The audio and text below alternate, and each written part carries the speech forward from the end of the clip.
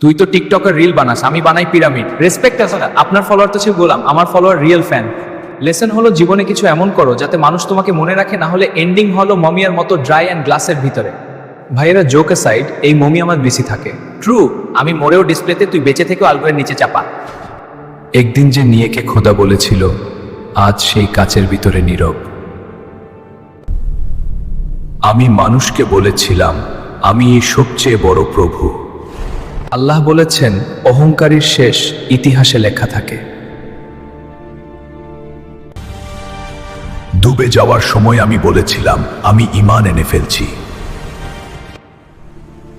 কিন্তু মরণের ভয়ে আনা ঈমান কবুল হয় না। আমার দেহ রাখা হয়েছে যাতে মানুষ শিক্ষা নেই। আজকের মানুষ শিক্ষা নিতেছে না অহংকারে ডুবে যাচ্ছে? হে আল্লাহ, আমাদের অহংকার থেকে বাঁচাও।